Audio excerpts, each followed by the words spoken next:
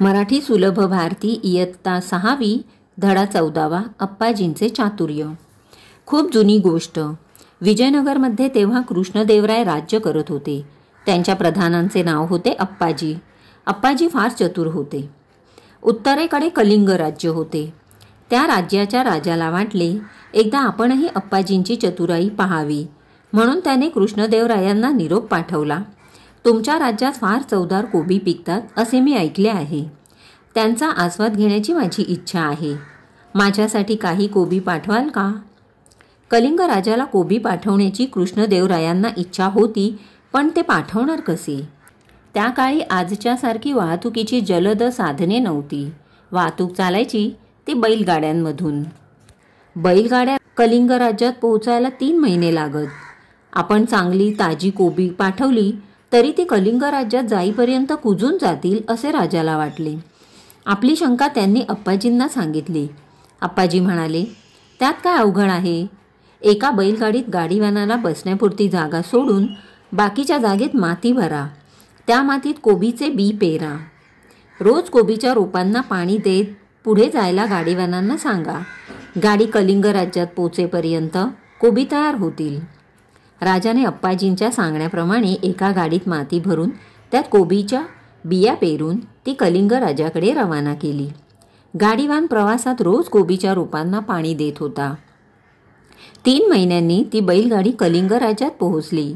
कलिंग राजाला ताजी कोबी मिळाली। त्याला आनंद वाटला। अप्पाजींचे कौतुकही वाटले। अप्पाजींची आणखी एक परीक्षा घ्यावी असे कलिंगच्या राजाला वाटले। त्याने एकसारख्या दिसणाऱ्या 3 मूर्ती मागवल्या व म्हणाले, या 3ही मूर्ती दिसायला सारख्या असल्या तरी यातली एक मूर्ती निकृष्ट आहे, दुसरी मध्यम दर्जाची आहे आणि तिसरी उत्कृष्ट आहे। या सारख्या दिसणाऱ्या 3 मूर्तींमधील उत्कृष्ट कोणती ते मला सांगा। त्यांच्यामधील फरक इतर कोणालाही ओळखता येईना। अप्पाजी म्हणाले, मी सांगतो फरक। त्यांनी एक लवचिक तार घेतली, ती एका मूर्तीच्या कानात घातली, तेथून ती तार मूर्तीच्या तोंडातून बाहेर पडली। अप्पाजी म्हणाले, ही निकृष्ट मूर्ती। नंतर अप्पाजींनी ती तार दुसऱ्या मूर्तीच्या कानात घातली, ती तार त्या मूर्तीच्या दुसऱ्या कानातून बाहेर पडली। अप्पाजी म्हणाले, ही मध्यम दर्जाची मूर्ती।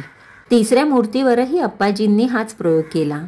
त्या मूर्तीच्या कानात घातलेली तार तिच्या तोंडातून वा दुसऱ्या कानातून कोठूनच बाहेर पडली नाही।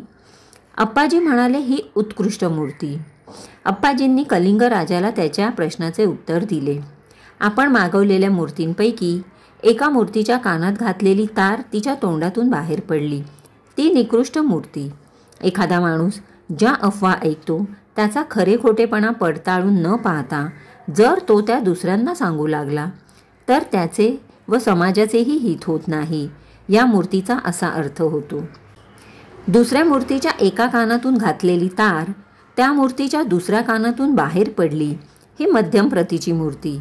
एखाद्या माणसाने अफवा ऐकली आणि ती दुसऱ्या कानाने सोडून दिली तर त्यात समाजाचे हितही होत नाही आणि नुकसानही होत नाही, हा दुसऱ्या मूर्तीचा अर्थ।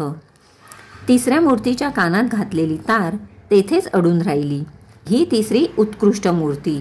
अफवा ऐकल्यावर जो माणूस दुसऱ्या कानाने ती सोडून देत नाही किंवा लगेच ती दुसऱ्याला सांगत नाही तर तिच्या खरे खोटेपणाची खात्री करून घेतो आणि आपण काय ऐकले ते पुराव्याशिवाय सांगत नाही, तो माणूस उत्तम, हा तिसऱ्या मूर्तीचा अर्थ होय। कलिंगच्या राजाला अप्पाजींचे उत्तर मिळाले। अप्पाजींनी 3ही मूर्तींचा दर्जा ओळखल्याने राजा संतुष्ट झाला। त्याने अप्पाजींचे व कृष्णदेवरायांचे अभिनंदन केले। विलास गीते।